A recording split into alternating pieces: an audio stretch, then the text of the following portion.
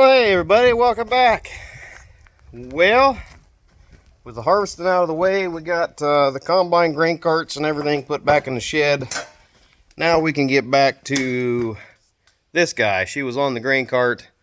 This is our cultivating tractor. I've got kind of a laundry list of stuff we need to do to this guy. She's kind of got some mild oil leaks down around the transmission. I'm just kind of digging through right now trying to figure out what exactly is leaking. The cab fan quit working as we got to the last field doing bean harvest. Let's see, my fuel float switch has got to get checked out. I'm not sure what the deal is there. This one's been replaced. We did that a couple years ago, and it wasn't maybe 2 months after we replaced it, got all the fuel gauges and float switch and everything working, that it quit working. So that's a major pain in the ass. We're going to get those seat bushings in there and get that seat tightened up. We've got a couple small leaks on the other side that are kind of, it's just annoying because it collects dirt and then it looks like shit and you get fucking dirt build up in there, and then, shit just, it's just not good. It's also a fucking fire hazard because, we get chaff in there from baling and haying and whatever. So I guess it's going to be in here for a few days. And one other thing we got to do is get that injection pump checked out, because when this thing's hot and if you shut it off or if you kill it, it will not restart. And I know it's the injection pump because if you take and dribble a little bit of water on top of the head of the injection pump and just kind of cool it down, then the tractor will restart. It acts like it's out of fuel, but it's clearly not out of fuel. So anyway, yeah, that's got to get checked out. We got to get a couple of oil leaks checked out. The seat and the fan and the fuel float switch. Yeah, so check these out. So there is our little bushings.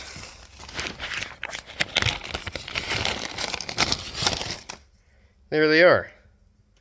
Now I've got to get the seat back out here and apart so we can get them puppies slid in and see how tight that makes them. Yeah. Okay. Got her all back together. My new bushings are just a skosh longer than my old ones. Hope that doesn't become a problem. We'll go set it up in there and have a look. Also see, we got a return spring right here for the rails to move. This one over here on the left was missing. Get that out of the way. So I've got a bucket of springs from, I don't even know, all kinds of different ones. That's a TA spring, MCV spring, I mean. There's several old springs in here. Obviously these are like valve covers. Anyway, it doesn't matter. So I just kind of made a spring with about the same tension. Obviously that's a compression spring rather than a tension spring, but that's what I got. So made me a new spring so that the rails will kind of want to sit even, because it always wanted to kind of lean back on this side a little bit. So yeah, now she's got a pretty good pull on there. Well, let's throw her up in the cab and see how she fits now. Okay, got it all reinstalled. I can tell you by sitting in it, that is a lot better. That's just the rails up top. I wonder if we couldn't tighten those up or what that is. But the base of it doesn't have any wiggle in it, really, to speak of. And she's going up and down nice and smooth. And now my rails latch on both sides. You can see it's locked into place nice and tight. She moves easy. It's easier to move when you're in the seat than it is standing beside it. There we go. Oh man, okay, so that's done. I got the kid out there ripping on the wheeler. So next I think I'm gonna pull up this floor plate, pull the rug out so we can look and see. Because right there is where the oil is coming out between the two housings. And I bet you my top cover housing has got a leak underneath the gasket. You know, if you can see that very well, but right there underneath that bolt hole that's exposed. She's puking out between the two tops. So, well, upon further inspection, that leak right there, if it'll focus, come on, focus. Sorry, that leak, I can't really tell where exactly it's coming from. It does not appear to be coming from the rear housing. Looks like possibly it's underneath the front housing, but I can't really tell because I can't see down straight in. So I'm going to take all the seat back out, take this floor plate back out so we can look directly down in that gap and see where the heck it's coming from. I've got another small one right up here, right there on that plate. Come on, focus, you bugger. Right there. I think it's underneath that plate rather than the line right there beside it. And then, of course, my TA spool. If we can find that in the picture. Yeah, I can't really see it. Because this one's got an electric over hydraulic shifter instead of the cable. Anyway, that's also leaking, which is not a big deal. It's just pull the spool and valve and everything up, take the nut off of that actual TA spool, and put a new seal down inside that one. That one's really easy. We've done it before. Not sure why it's leaking already, but anyway. So yeah, I'm going to go ahead and get the seat and hydraulic base and floor plate back out of the cab so that we can properly look down inside there and see what the heck we got going on. Now with the seat out of the way, obviously I've got to plug the, god dang it, get out of the way. I've got to plug the line that goes up to the hydraulic seat, so I just pulled it off, capped it right there. Now we should be able to see what we need to see, because she's leaking right there somewhere in this gap. Come on, focus, turd. You can see that gap right there, yeah. So we'll take the blower again, we'll blow that stuff, that gap out, blow the gap, and then start the tractor and see where the leak is.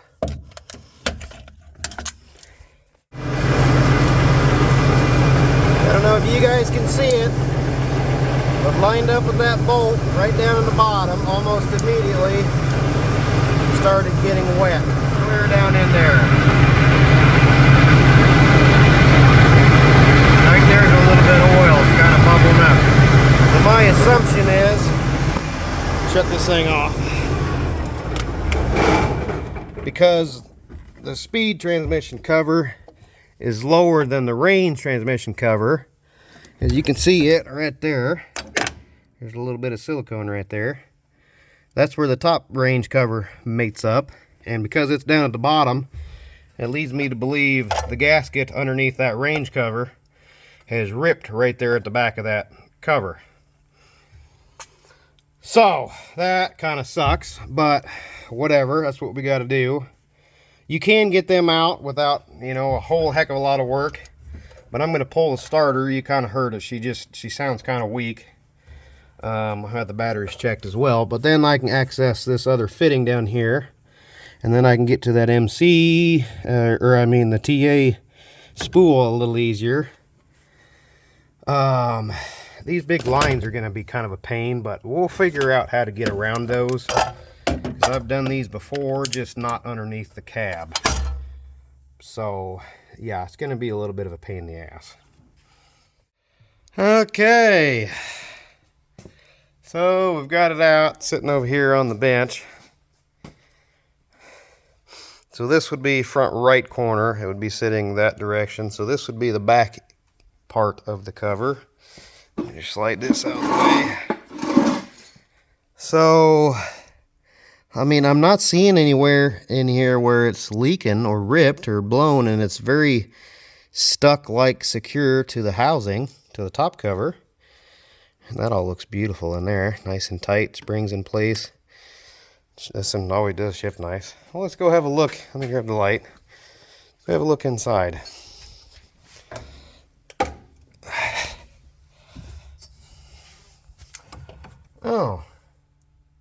Okay. So, why does it have a second gasket up here? Well, that doesn't make any freaking sense. But that would be why she's probably leaking. Or at least it could be a reason why she's leaking. I'm still not really seeing anything down here.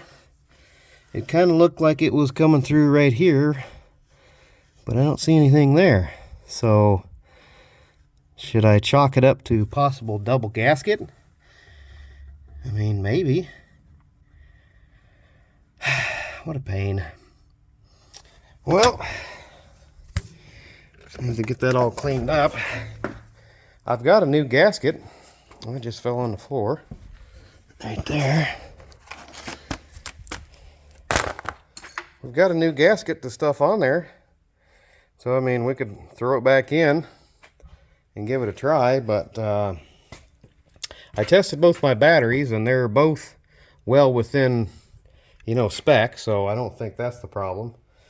But the starter, you heard it, it cranks over slow. It starts usually, but yeah, so we're gonna get the starter checked out. So it's out. She sits right there.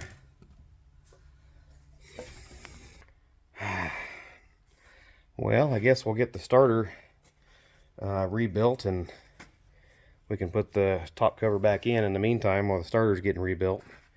And we can do a few other little things. Got a customer tractor that wants to get his air conditioner fixed, and that I could do the air outside. It's all been replaced and changed and fixed up. It just needs pressure checked and then charged. But anyway, so I'm gonna get this thing so we can move it. Well, we got the top cover back in on the speed transmission. That's a pain in the butt. Anyway, that's the only thing I can think of there, is that the extra gasket in there is making her leak for some stupid reason. Yeah, so I need to get the cab fan out, so tomorrow when I take the starter in, they can order me a new cab fan. At least I'm pretty sure that that's the problem. Yeah. Alright, we'll see you guys tomorrow. Okay, so we got to stop right here because I was putting linkages together, and notice I've got all the shifters and everything out of the cab now. See, it's all out. The park gear over there, or park pawl rather, has no spring to it. So I was hooking the linkage back up, noticed, that's not right. It should be pulling it down in. And so we're going to pull this cover off, and I wanted to stop here because this cover comes off quite easily, except for that reverse gear or reverse shaft. You've got to have a puller on that, guys. Basically you're pulling, clamping on this top cover. It's kind of a mound, sticks up like that, and you're pressing down on the shaft with the turn screw. Because if you pull that shaft up out of there, pull this cover up, the shafter will come up and you will fuck up everything down underneath. So make sure you pull that off and are pressing the shaft down. Basically, once you start screwing this little press screw, it will lift the cover, push the shaft, lift the cover, and you are golden. You don't really even have to use a screwdriver. Pretty handy. All right, I'll see you guys in a minute. So I've got the top cover in the press here. I apologize, in the vise rather. I apologize I didn't even show you guys what was the matter. This is our old park spring, and you can see right there she's got a bulge from being compressed or getting pinched or something. So we went ahead and went to the K store and got the parts that we needed. Some O-rings for some leaks up here. I'm pretty sure that most of these are going to be the right ones. I got a couple new roller detent for right there. That's where they go. And as you turn the shaft, you can see what those rollers bounce against inside there. Maybe you can't see it. Let me turn on the light. Hold on. There we go. So you can see right down in there on that little duck foot thing, that's what the detents roll against. They recess into these as they are into their respective spot. My spring was off, not a major deal. I figured it was probably down inside the transmission, and with a little fishing with a magnet, I pulled it right back up. When you pull these covers off, there's nothing to stop these two arms from basically just flopping around, and that spring becomes loose like that, and it will essentially just fall off of there. So I took a little tie wire and tied the front part of the spring on, so it won't essentially just fall off. I was missing one roller. This arm was kind of bent, this bottom one, and I happen to have a arm from the last tractor we did that was pretty straight. See, there's the one that came off of it. As you can see, it's twisted. So we replaced that, put the new roller on there. So we got the new spring in, and you can see she's being held up currently with a 3/4 inch outside diameter nut, which would be a 1/2 inch nut for you guys that don't know. When you go to put these covers back in, you have to have these arms shoved over and compressed in the spot. So they need to be over like that. And the best way to do that is to take this shit back off of here, drill yourself a hole right there. It's kind of in, kind of really in any spot back here in this orientation. So when you press this over, you can put something in there to hold it. And I just use a punch. So I'll just pop that baby in there. There we go, like that. And then with a little bit of a handle, I can maneuver it a little bit if I need to. And that's just an 1/8 inch pipe plug thread. So I just use a grease zerk to put back in it. No big deal there. Anyway, so now we're ready to go back in. I've got to go up and get the surface cleaned up a little bit with a rag. Get that goopy silicone cleaned off of there. It's pretty clean down inside there. Like I said, I was pretty fortunate to be able to fish the spring back out. I just worked around, and I didn't think it was in there, but then all of a sudden I came up the last shot, and boom, it was on there. So we're good to go. Okay, got the cover back in place. Got the clips all in place.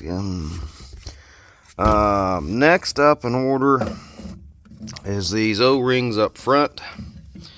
I don't know exactly what this little piece is called, but that supplies oil up to the brake system. And one going across that way goes to the diff lock. So if you don't have a diff lock, you don't have this line, essentially. The other one is the TA spool. If you look right down there, that's our TA spool. Yeah, and it's just a spool nut like so. This is a brand new one. I went down to the dealer store to pick up those O-rings and this here. I know I've replaced just the seal before, but for some reason they couldn't find it. So this was an option, and I thought, well, I've replaced it once before. Maybe there's something else going on. So I'm just going to replace this whole spool nut, selector spool nut. And if you're looking to do the same, I can get you the part number. It's a high capacity deal. Right there is your high capacity spool nut number. Yeah. So we're going to get the hose off of there. Actually, there's 3 hoses, and this one's, I said this has got the electric hydraulic selector actuator. Basically, it's a little electric solenoid that pushes oil in there to run the selector down, I believe, and then it dumps the oil and the spring pulls it back up. So yeah, we got to get that off and then pull that deal right there up, and then put the O-rings underneath there, and then get the starter back in. And I got the starter back just yesterday, and they said, yeah, it was definitely dragging. Had some bushings out, and so they got it all fixed back up. This little girl showed up a couple days ago. This is the 37 that we put the TA in. This guy's completely replaced everything in the AC system except for the condenser and evaporator. So we're just gonna pressure test and then charge it up with AC. Well, I think this video is getting pretty lengthy, so we better call this one a wrap. If you guys got any comments or questions about either the transmission, the oil leaks on that guy, or on the AC system, or whatever you got questions on, hit me up down below. Appreciate y'all coming along and subscribing. And again, thank you guys for watching. Till next time, catch you later.